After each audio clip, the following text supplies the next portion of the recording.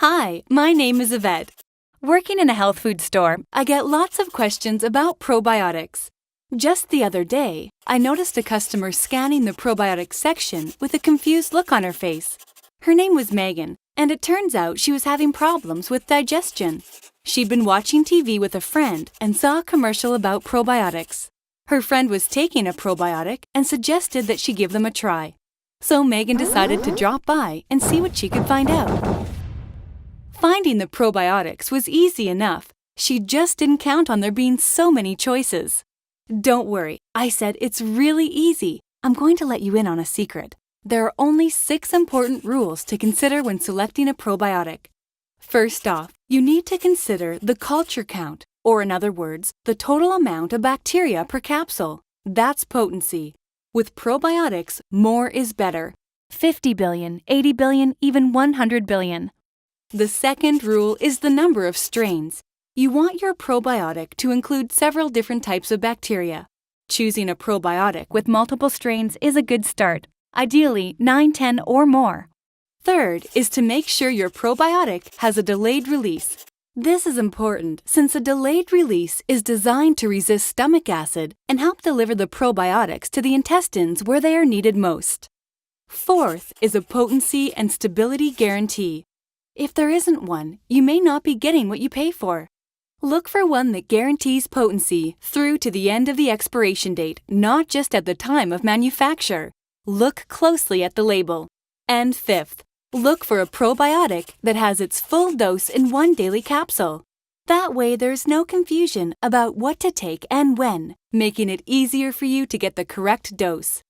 Wow, she said, those are easy and really make sense. So, what's the 6th rule?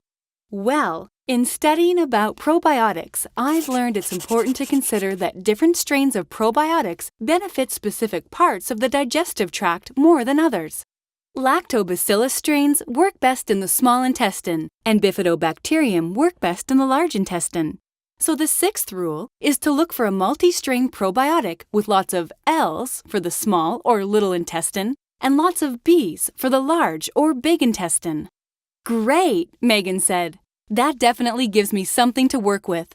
But what exactly are probiotics, and how are they going to help me feel better? Well, I told her, probiotics are live microorganisms that help improve intestinal microbial balance. To understand what this means, you need to take a closer look at what is really going on in your intestines, where the majority of the body's bacteria reside. Now, there are a lot of bacteria living in your gut. When I say a lot, think about this. There are about 10 trillion cells that make up the tissues of the human body, but roughly 100 trillion bacterial cells that exist in the digestive tract alone. That means there are 10 times the number of bacteria in your gut as there are human cells in your entire body. And there are over 1,000 different species living in the intestines. At this point, Megan seemed to get a disgusted look on her face. Sounds pretty gross, she said. Are there supposed to be that many? Well, I told her, most of them are good for us and play very important roles in our overall health.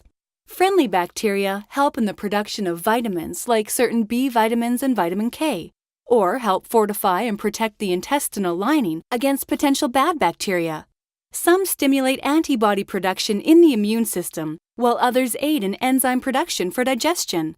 But living among all the good bacteria, there are some bad ones we could do without. These can be harmful in large quantities. Now, the balance between the good and bad is always changing, and sometimes there are more harmful bacteria than there should be. So is that why I'm having digestive problems? She asked. Is it because there are a bunch of bad bacteria living in my gut? Possibly, I said. The balance of good bacteria to bad bacteria can be upset by a number of things, including antibiotics, poor diet, chlorinated water, food preservatives, certain medications, stress, and other environmental factors. Keep in mind, whenever you take antibiotics, you kill off large numbers of good bacteria in addition to the bad ones, and the good bacteria do not always repopulate back to their ideal levels. When the balance is upset, you can experience problems like occasional diarrhea, constipation, decreased immune health, yeast imbalance, gas, bloating, or other digestive problems. By taking probiotics, The gut has a chance to restore balance and improve the overall health of the intestines, which promotes a healthy immune system. Ideally, there should be plenty of good bacteria and only small amounts of bad bacteria living in your gut. And the higher the ratio of good bacteria, the less space available to support the harmful ones. By now, Megan knew the ins and outs of probiotics. She turned back to the shelves and picked out a high-potency 50 billion probiotic. For more information about probiotics and other digestive health products, visit renewlife.ca.